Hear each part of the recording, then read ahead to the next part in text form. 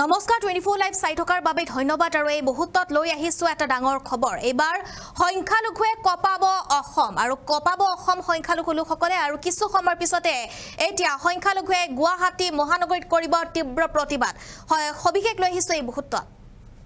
সংখ্যালঘুৱে আজি কৰিব তীব্ৰ প্ৰতিবাদ আৰু কিছু সময়ৰ পিছতে আজি সংখ্যালঘুৱে কপাব ৰাজ্য আজি সংখ্যালঘুৱে কপাব সমগ্ৰ ৰাজ্য ভিন্ন স্থানত আজি প্ৰতিবাদ সাব্যস্ত কৰা হ'ব আৰু মাত্ৰ কেইটামান ঘণ্টাৰ পিছতে খিলঞ্জিয়াৰ মহাগৰ্জন কেইটামান ঘণ্টাৰ পিছতে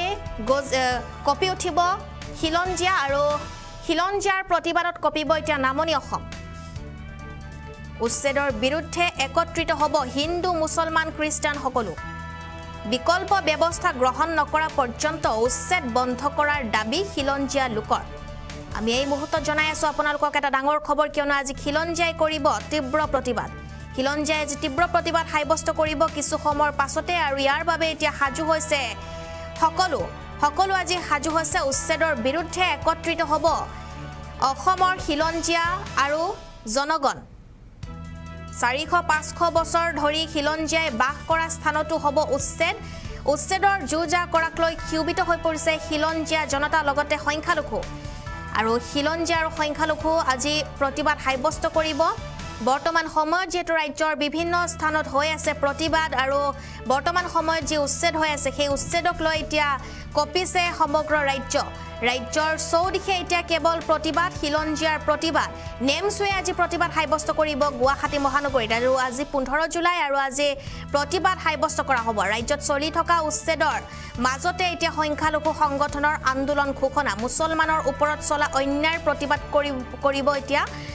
একাংশ সংখ্যালঘুৱে আৰু 15 জুলাই অৰ্থাৎ আজি নেমছৱে কপাব সমগ্ৰ গুৱাহাটী নেমছৰ সভাপতি বদৰুল ইছলামৰ আন্দোলনৰ ঘোষণা যেতিয়ালৈকে মুছলমানক অত্যাচাৰ কৰিব তেতিয়ালৈকে ধাৰাবাহিক আন্দোলন কৰিব নেমছৱে আৰু বাছি মুছলমানক হাৰাশাস্তি কৰাটো আমি নামানো বুলি নেমছৱে এনেদৰে উল্লেখ কৰিছে মন্তব্য আছে আমাৰ হাতত সেয়া শুনাবলৈ চেষ্টা কৰিম অসমৰ যি সংখ্যালঘু লোকসকল আছে তেওঁলোক বৰ চিন্তিত তেওঁলোক বৰ উদ্বিগ্ন হৈ আছে অসমৰ মুখ্যমন্ত্ৰী হিমন্ত বিশ্ব শৰ্মা ডাঙৰীয়া আৰু বিভিন্ন মন্ত্ৰীসকলৰ ক্ষমতা 2026 চনত অটুট ৰখাৰ কাৰণে তেওঁলোকে এতিয়া সংখ্যালঘু মুছলমানসকলৰ ওপৰত বিভিন্ন ধৰণৰ অন্যায় অত্যাচাৰ আৰম্ভ কৰিছে আপোনালোকে দেখিবলৈ পাইছে যে কিছুদিন পিছে অসমৰ সংখ্যালঘু মুছলমানসকলক ধাৰাবাহিকভাৱে উচ্ছেদ কৰি আহিছে আৰু উচ্ছেদ কৰা প্ৰতিজন মানুহ ভাৰতীয় হয় কাৰোবাৰ নদীয়ে ভাঙিছে কোনোবাই ওৰ পৰা উঠি তলৈ গৈছে আৰু তাত মুখ্যমন্ত্ৰী ডাঙৰীয়াৰ নজৰ পৰিছে চকু ৰাখিছে আৰু উচ্ছেদ কৰি আছে তাৰ উপৰি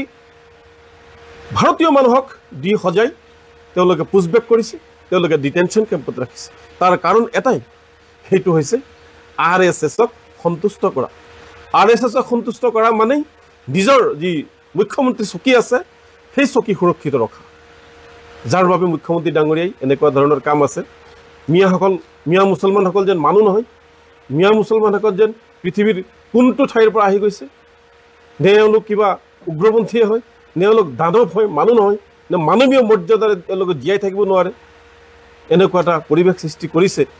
মানে মানুহৰ মাজত সাম্প্ৰদায়িক এটা এনেকুৱা মানে চেষ্টা চলাই আছে এটা তৃতীয় পক্ষই যে মিয়া মুছলমানসকল মানুহ নহয় এনেকুৱা এটা চেষ্টা চলাইছে মুছলমানসকলৰ বিৰুদ্ধে গতিকে এইবোৰ কাম বন্ধ হ'ব লাগে হিন্দু মুছলমান আমি এক হয় আমি সকলোৱে মানুহ হয় সকলোৱে মানৱীয় মৰ্যাদাৰে আমাক জীয়াই থকাই দিব লাগে অসমৰ মুখ্যমন্ত্ৰী ডাঙৰীয়াই এই মুছলমানসকলক যি অন্যায়ভাৱে অত্যাচাৰ কৰি আছে তাৰ প্ৰতিবাদত অহা 15 জুলাই তাৰিখে গুৱাহাটীত আমি এক প্ৰতিবাদী কাৰ্যসূচী লৈছোঁ ৰাজ্যৰ লাখ মুছলমান লোকসকলে আহি এই ডক্টৰ হিমন্ত বিশ্ব শৰ্মা চৰকাৰৰ যি অন্যায় আৰু অত্যাচাৰৰ বিৰুদ্ধে আমি অৱস্থান ধৰ্মঘট কাৰ্যসূচী লৈছোঁ আমি প্ৰতিবাদ কৰিম আৰু আশা কৰিছোঁ যে চৰকাৰে গণতান্ত্ৰিক ভাষা বুজি পাব ৰাইজৰ আশা আকাংক্ষা বুজি পাব ইমান উচ্ছেদ চলাই আছে মানে আৰু মানে ভাবিবই নোৱাৰি উচ্ছেদ চলোৱাৰ আগতে চৰকাৰী মানে ন্যায়ালয়ৰ যি গাইডলাইন সেই গাইডলাইনো ফ'ল' কৰা নাই অকল মুছলমান হোৱাৰ কাৰণে বাছি টাৰ্গেট